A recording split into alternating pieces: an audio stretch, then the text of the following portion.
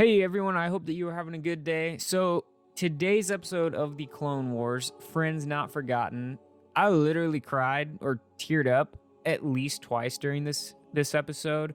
So, here's a little giveaway. Comment below which moment do you think I cried first, and well, if you are the first one to get it right, I'll send you a Star Wars Lego set.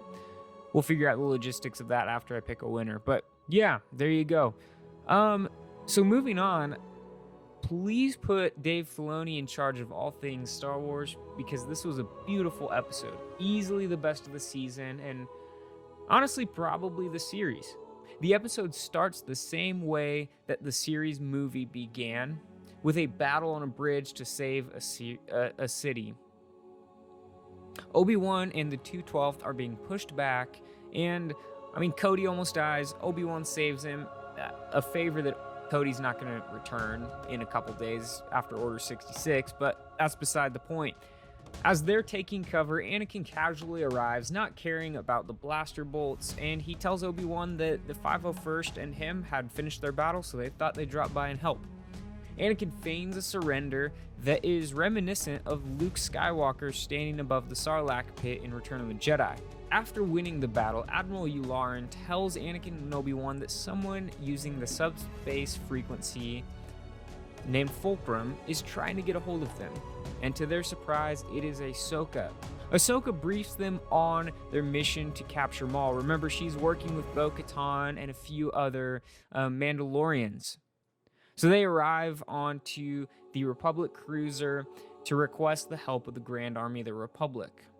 And as Ahsoka is reunited with her old master Obi-Wan and R2, she is clearly hesitant about being back with her old friends and in her old life.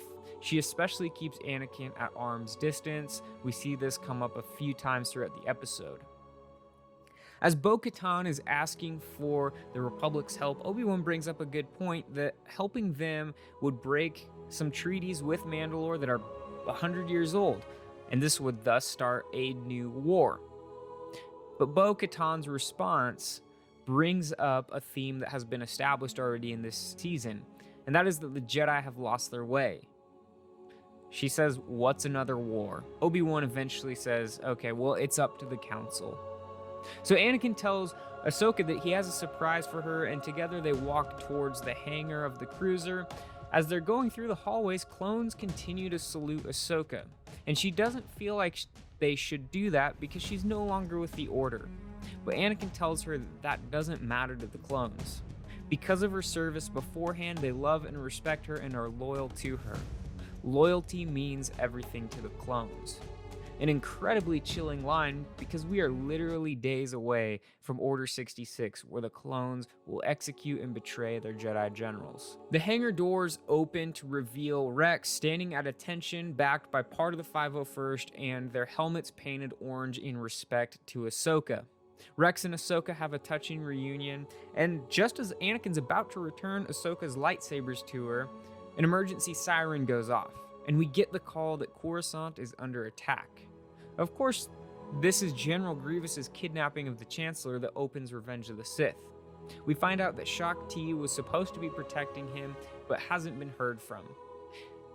Okay, it seems like Shaak Ti has died multiple times by multiple people in canon, but I think this pretty much solidifies that General Grievous is her killer.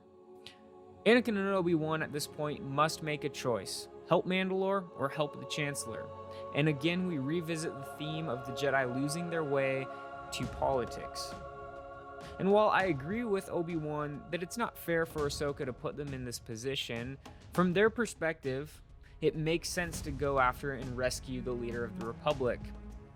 But thankfully, Anakin steps in and divides the 501st and promotes Rex to commander, as Ahsoka is technically not a part of the GAR anymore. This episode covered way more than I thought it would. Within minutes of that moment, we are watching the Siege of Mandalore unfold. Ahsoka and Rex have a pretty entertaining moment where they're racing to the surface of Mandalore. Ahsoka's got no jetpack, but she still expertly slices her way down through the battle, and it is some of the coolest fighting scenes that we've seen in a while. It's got very much a lot of jetpack Mandalorian vibes there. It's awesome.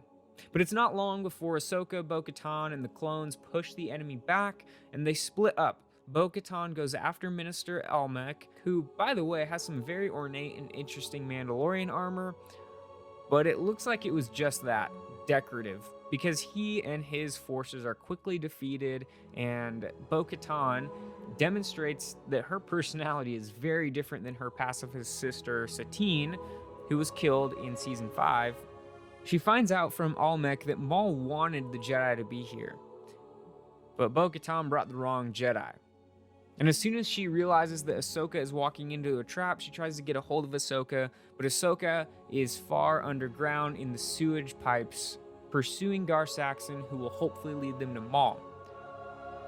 These hunters become the hunted, and all of Ahsoka's clones, including the freshly promoted Captain Vaughn, are killed. Pretty quickly, Ahsoka is surrounded by Maul's troops, and out of the shadows, Maul reveals himself.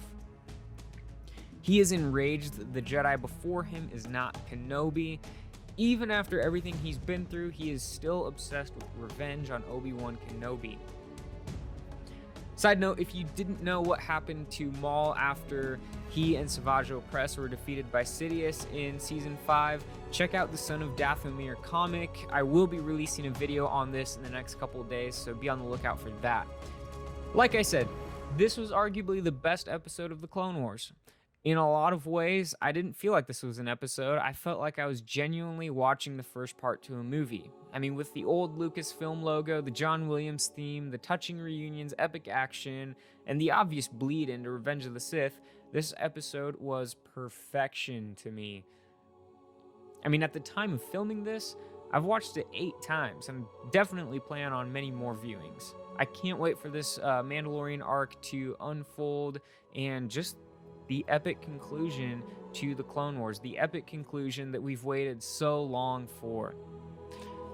But thanks for watching, and if you haven't already, leave a like for the video and subscribe for more Star Wars content.